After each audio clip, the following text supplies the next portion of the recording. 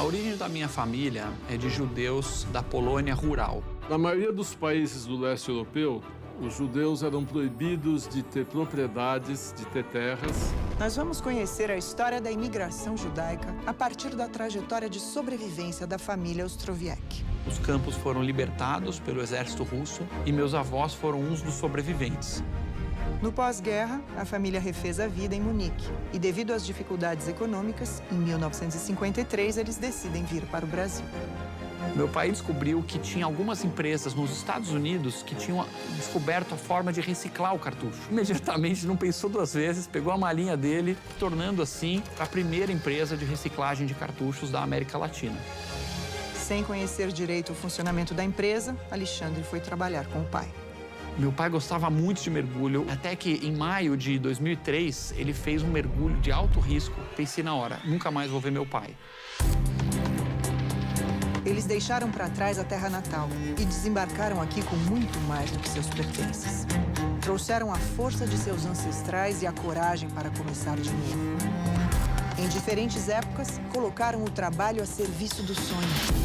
Fizeram mais do que simplesmente lutar para sobreviver. Eles ergueram grandes empresas que ajudaram a construir a riqueza do nosso país.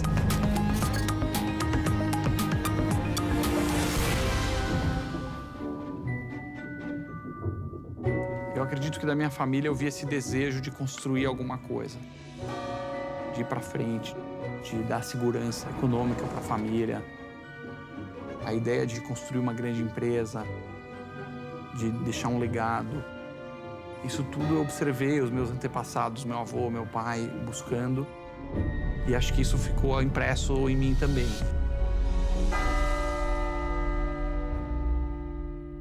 Os imigrantes judeus tiveram suas vidas marcadas pela perseguição e incutiram no Brasil a sua cultura e sua política. Trouxeram a garra para empreender. Tornaram-se grandes empresários que aqueceram a economia do nosso país e hoje são parte da nossa história. A origem da minha família é de judeus da Polônia rural.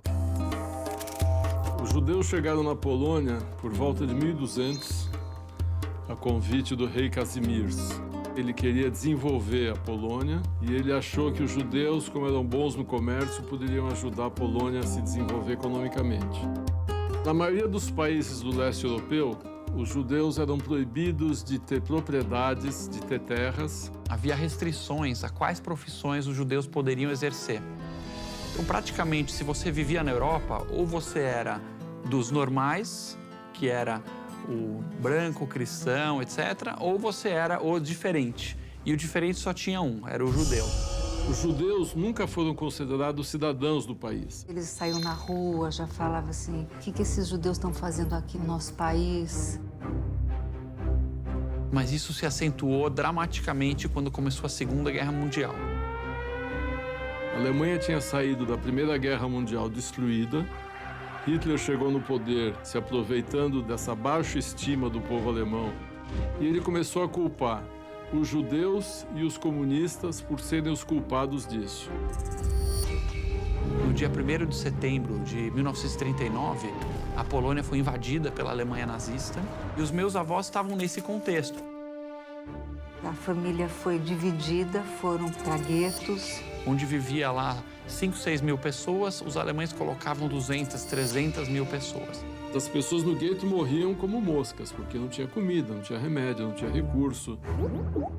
Depois foram mandados para campos de concentração, onde eles eram obrigados a fazer trabalhos forçados para a máquina de guerra alemã. Seus bisavós e 2 de seus tios-avós foram torturados e mortos pelo nazismo. Passar por esse período que os historiadores chamam de Holocausto foi uma experiência extremamente difícil para os meus avós, obviamente. Minha avó, ela trabalhou em fábrica de sapatos para o exército alemão e o meu avô trabalhava num campo em que ele tinha que remover os corpos das câmaras de gás, depois que assassinavam as pessoas. As pessoas que tiravam os cadáveres dos fornos das câmaras de gás chamavam-se Sonderkommando. A grande maioria dos Sonderkommandos eram mortos. Os alemães sabiam que estavam cometendo crime, então, periodicamente, iam trocando essas pessoas. São pouquíssimos que sobreviveram.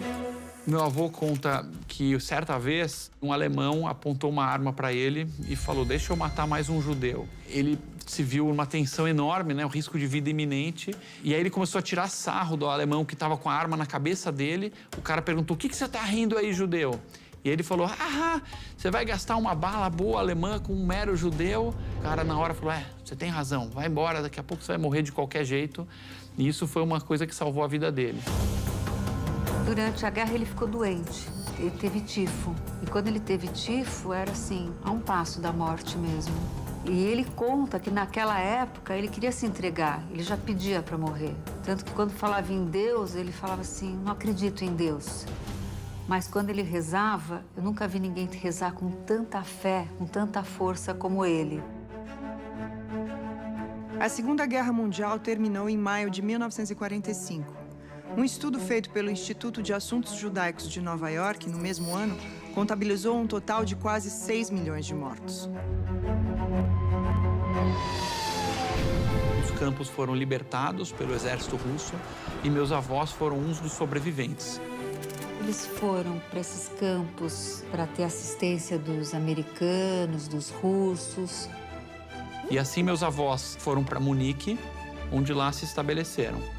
E a Alemanha não tinha um governo próprio naquele momento. Ela estava sob julgo ou dos aliados ocidentais ou uma outra parte dos comunistas sob Stalin. Tanto que a Alemanha foi dividida entre o comunismo e o capitalismo.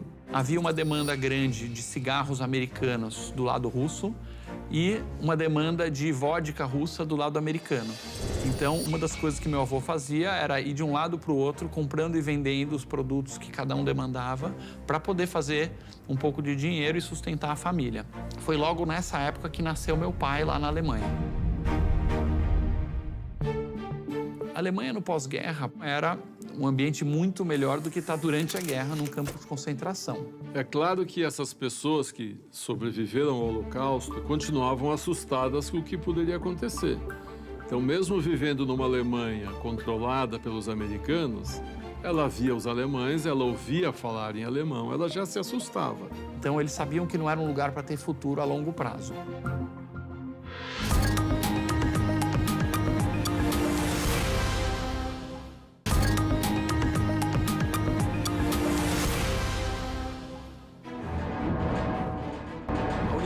Família é de judeus da Polônia rural.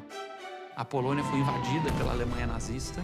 Você vai gastar uma bala boa alemã com um mero judeu? São pouquíssimos que sobreviveram. O Simão é um dos raros. Eu nunca vi ninguém rezar com tanta fé como ele. Mesmo vivendo numa Alemanha controlada pelos americanos, ela via os alemães, ela já se assustava.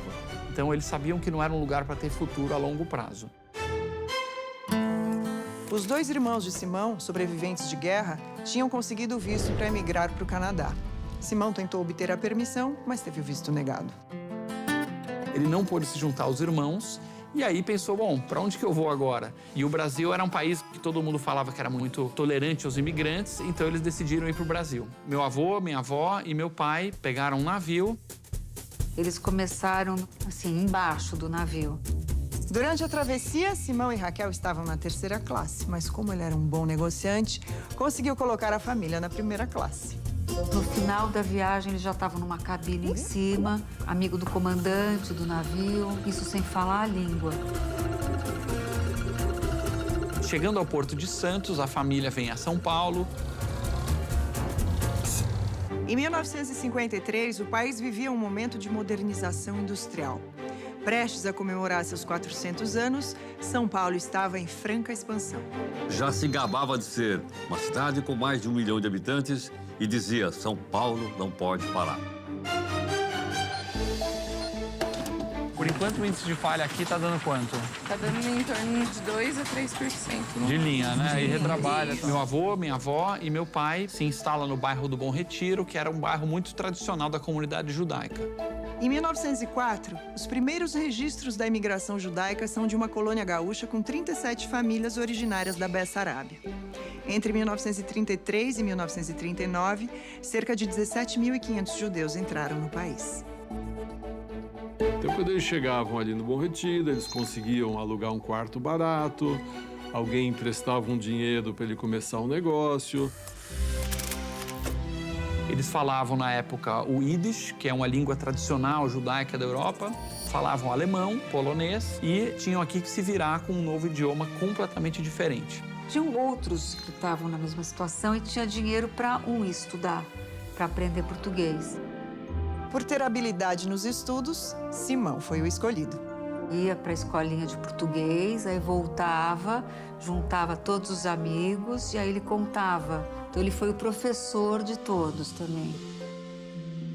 E meu avô começa a fazer aquilo que ele sempre soube fazer, comércio. Uma época ele comprava meias, aí ele saía vendendo meias. E depois ele teve uma agência de turismo, teve uma casa de câmbio. Ele vende qualquer coisa. E ele fazia isso de uma forma muito meiga, em que as partes saíam satisfeitas. Ele sabia sempre oferecer aquilo que a pessoa queria. Na década de 1950, é um momento em que o país está entrando na sua verdadeira revolução industrial. Então é um período forte de estatização dos chamados projetos de base. Por exemplo, petróleo, aço, grandes ferrovias. E essa foi a tradição onde minha família cresceu e se desenvolveu. Acho que eles se sentiam brasileiros com a raiz judaica e uma tradição forte. E isso foi construindo essa identidade do meu pai. Ele veio aos 5 anos de idade, sim, sabia falar alemão, mas falava português com perfeição, que fez com que esse caldo aí fosse o grande ambiente cultural onde ele cresceu. Israel sempre foi muito determinado. Acho que o pequeno Israel de 14, 15 anos, os professores eram amigos dele, de virem na minha casa. Ele tinha um laboratório de química, então que ele ficava fazendo as reações dele. No leste europeu era muito raro um judeu poder fazer universidade. Eles fizeram questão que os filhos estudassem engenharia, medicina, direito, essas profissões básicas da época. Quando terminou a escola, foi fazer faculdade de engenharia e assim foi a primeira pessoa da família Ostrowiecki a se formar. Ele tentou vários negócios, muitos não deram certo, então ele passou pelo telex, passou pelo fax. Em um determinado momento, ele viu que estava surgindo no mundo as copiadoras. E ele viu que isso ia ser uma tendência. Então foi um dos primeiros do Brasil a trazer copiadoras e saiu vendendo para as empresas. Porém, o cartucho da copiadora era quase tão caro quanto a máquina inteira. E isso dificultava muito as vendas.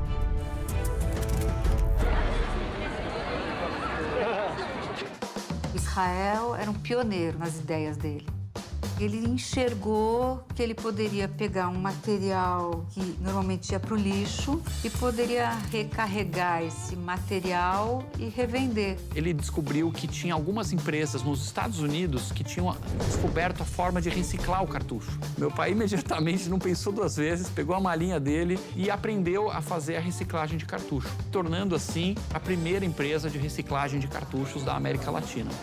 Quando eu cheguei em 89, era bem pequena, tinha uma salinha que ficava o seu Israel e os demais colaboradores ficavam no outro lado da sala. 1 ano e meio depois, a gente já estava em 10 vezes aquele tamanho. Fazendo mais peças, mas o teu curso de eficiência... O Alexandre, a gente via ele muito por lá quando era moleque. Sempre assim, era um rapaz miudinho que sumia, só passeava por lá. Dr. Alexandre Ostrowiecki. No início dos anos 2000, Alexandre já tinha trabalhado em 2 importantes multinacionais antes de ajudar o pai na empresa da família. Eu estava me formando no ano 2000, acabei fazendo administração de empresas, não tinha um conhecimento de cartucho, ter que aprender na prática como fazer os processos básicos da empresa. Alexandre ficou 1 ano aprendendo o ofício com o pai. Meu pai gostava muito de mergulho, o mar era a grande paixão da vida dele, até que em maio de 2003 ele fez um mergulho de alto risco na Costa Rica. Quando ele falou que ia fazer essa viagem da Costa Rica, não sei o que me deu naquela hora. Eu não queria que ele fosse. Eu tentei muito que ele não fosse. Não deu certo. Ele foi. Eu cheguei no escritório, vi a secretária, parecia que ela tinha visto um fantasma, e ela, tremendo, me entregou um pedacinho de papel com a impressão de um e-mail da empresa de mergulho da Costa Rica, dizendo: na data de ontem, nós infelizmente perdemos 2 mergulhadores que estão desaparecidos, as buscas continuam. E na hora me veio uma coisa na espinha que eu pensei na hora: nunca mais vou ver meu pai.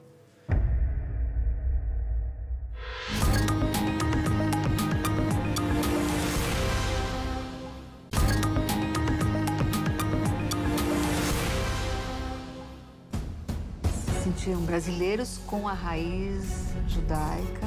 E isso foi construindo essa identidade do meu pai. Israel era um pioneiro nas ideias dele. A primeira empresa de reciclagem de cartuchos da América Latina. Em maio de 2003, ele fez um mergulho de alto risco. Nós, infelizmente, perdemos 2 mergulhadores. E na hora me veio uma coisa na espinha que eu pensei na hora, nunca mais vou ver meu pai. No mesmo dia, a gente conseguiu um voo e fomos para Costa Rica. A guarda costeira americana, que estava ajudando também, declarou que não ia ser mais encontrados os corpos das pessoas. Então, realmente, eu nunca mais vi meu pai desde então.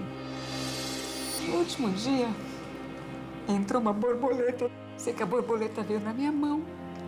E borboleta, para mim, é símbolo de mutação, né?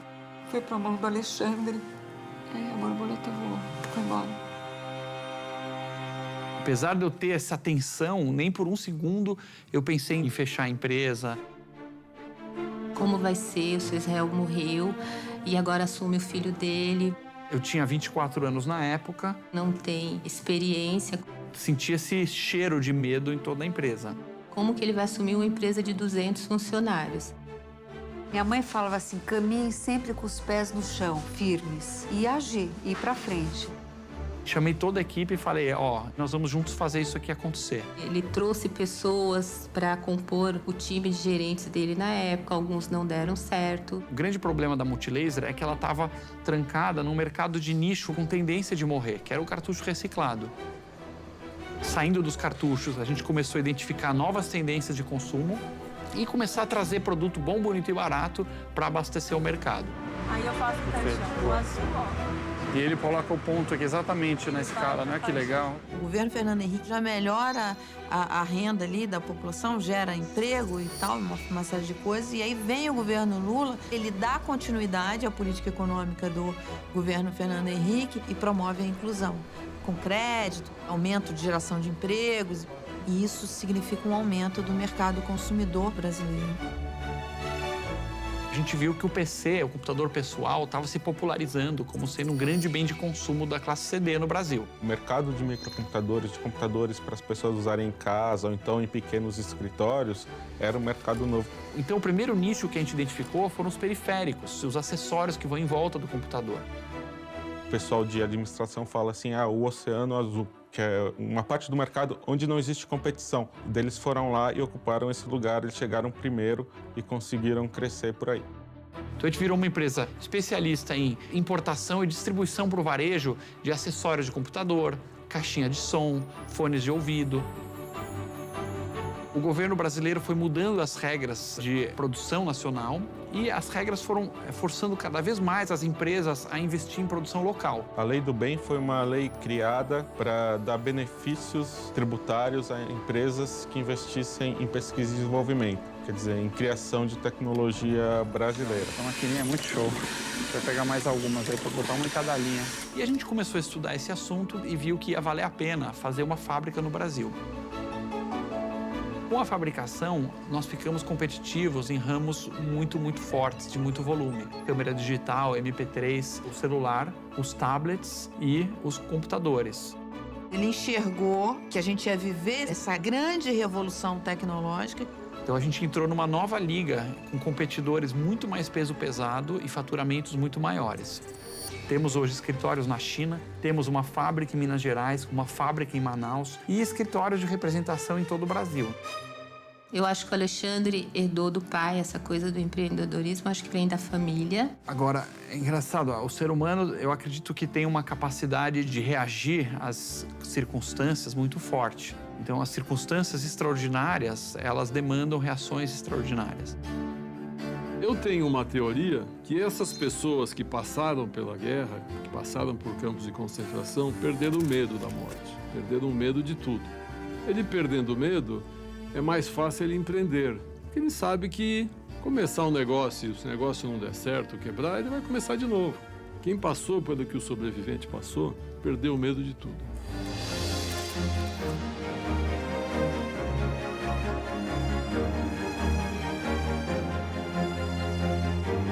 Quando você chega num país e tem que lutar para viver, você tem que lutar para crescer, você luta mais.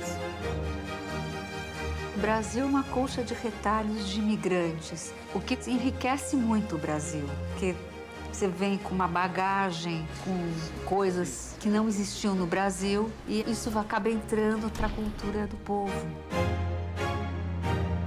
O imigrante, ele costuma chegar com uma garra diferenciada, porque o cara é o cara que mudou de país, já precisa de uma energia, de uma força interna maior para você mudar de país. Ele já chega geralmente em idade produtiva. Então, a comunidade judaica no Brasil, assim como as outras, igualmente, trouxeram um impacto muito bom para o Brasil. Os imigrantes judeus foram perseguidos, escravizados, muitos perderam a família e alguns conseguiram sobreviver à guerra. Eles trazem dentro de si a força da sobrevivência, a garra para empreender e construir pequenos comércios, que se transformaram em impérios, impactando a economia do país.